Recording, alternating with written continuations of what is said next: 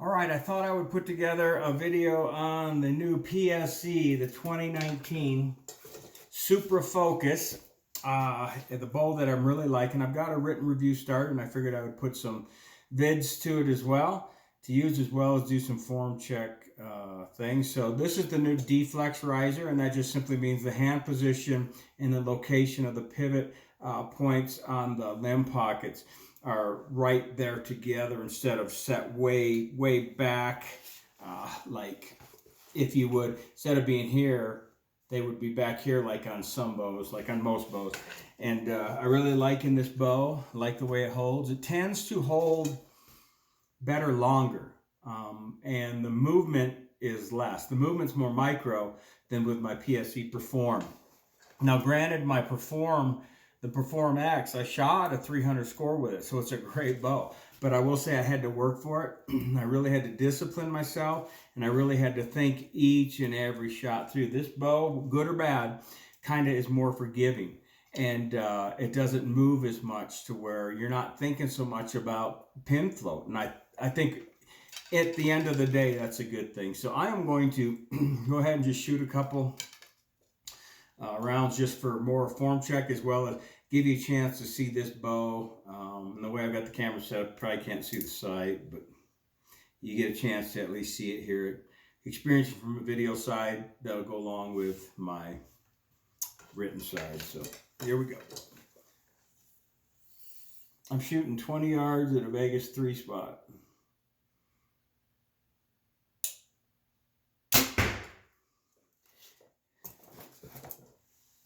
Fulcrum flex release, nothing done to it, just standard. Black Eagle, these are the 23s, so they're fat arrows. They're not the fattest.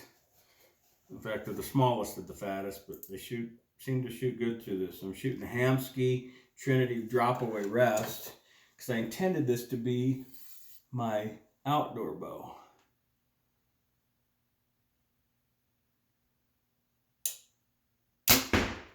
But boy, does it shoot good indoor.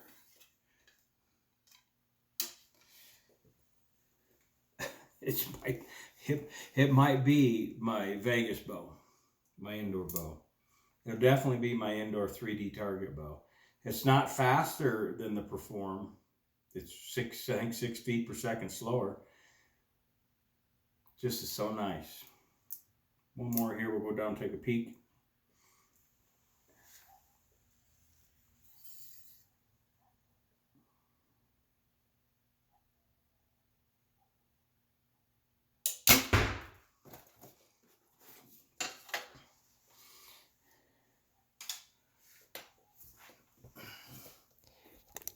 All right, this 20-yard shot. The bow shoots good. There's the Perform X, set up virtually the same way, about the same amount of weight. PSE makes great bows. I am looking at a Matthews TRX 38 for certain reasons, but so far I'm liking this. Ooh, I dropped this guy, dropped that one out. The other's there's an X and almost an X of 10. Had I been using the fat arrows, I'd have picked that one up. I'd have been XXX. I'm going to pull these and go back and shoot one more end.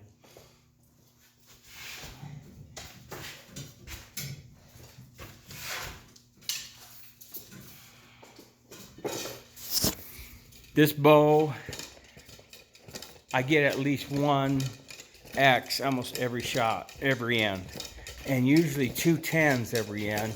And when I don't, like any bow, there's no magic bow.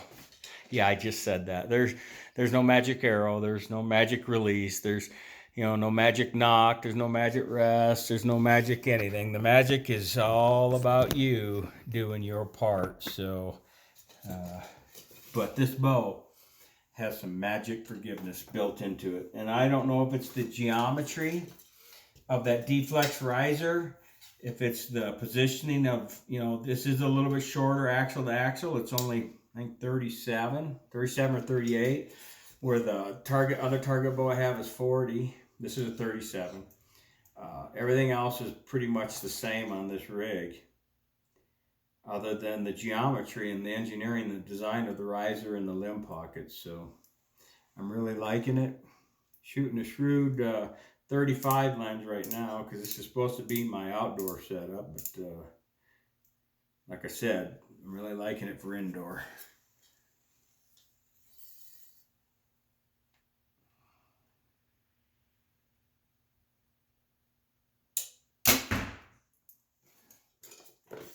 I've been dropping them low and to the right because none of my shots were dropping out to the right yesterday, so I kept dropping that thing to where I could catch some of those higher shots to where they'd be in there, kind of finding the percentage average of where they go. If I was really good, I would set it to where it's supposed to go, but I'm just trying to catch on average best shots possible, meaning if I shoot most of them high, I will raise my sight up to bring those down a little bit so that more of those will catch in the 10 ring, and hope that I don't go too low with it. So, all right.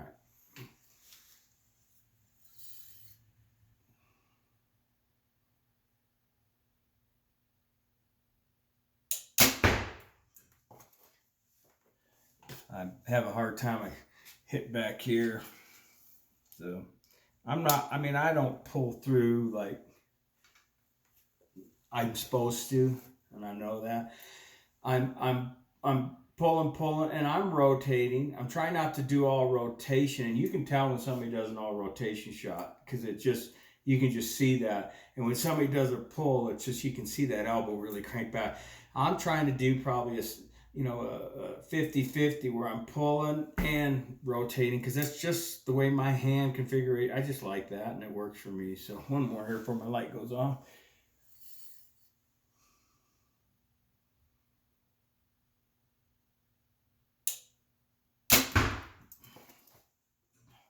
Those all look out.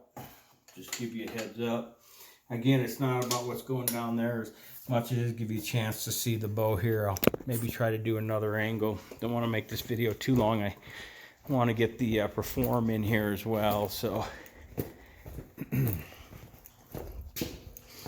all right, we caught two of them. That definitely caught, and that one caught. Again, if I had the fatter arrow, that may have caught. So, I cannot complain about this bow. I cannot tell a lie. I like my PSE bows. So I'm going to pause this and get this set up, and I'm going to shoot my Perform, the much longer bow. So I'll be right back. All right, I think we're back. This is the PSE Perform, the Perform X, and you can clearly see where the grip is in relation to these limb pockets up here. The grip is further back, and this is called a reflex riser. And I think the terminology is a good fit. This reflexes more to the input from your hand, to where the other one deflexes more, meaning it takes away the reaction. A reflex is a reaction. And I don't know if I'm explaining it right scientifically or engineering wise, but layman's terms, I just got to tell you, the deflex riser, which the Super Focus is, just seems so much better. That's the way all that's the way all bows should be. If they can get the speeds of 330, 340 out of that, with a 7-inch brace height at the minimum, and there's no reason to shoot anything else, in my opinion. Now, everybody's different. Everybody likes their own deal. Now, this is much longer from axle to axle, 40 inches, so it's 3 inches longer. Bow shoots great. Just bigger, and I don't know if you'll be able to see it or not, but there will be more movement. Hopefully not a lot, but there'll be more. So I'm going to shoot some here, and then we'll actually do a side-by-side comparison of the two bows. So here we go.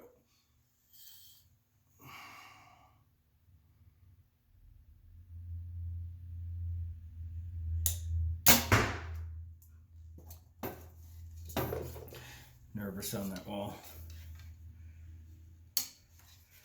I didn't pull through on that one. I did that little just where you crank the hand down. I haven't shot as much as I should to stay disciplined in my execution.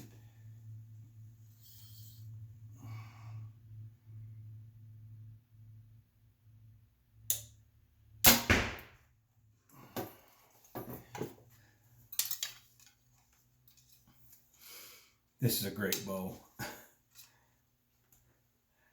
I thought about selling this and buying a Matthews TRX 38, but this is a really good bow.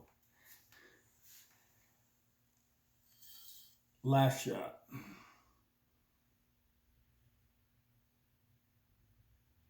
Here we go. I'm going to take this up with me. And we'll do a little look-see at the bows. I don't want this video to be too long, so I've laid the focus out already.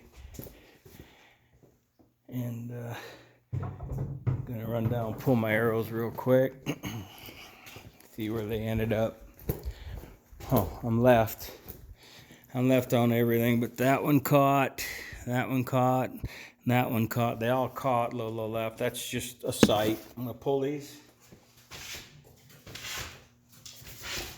That's just a sight mark, needing a little change.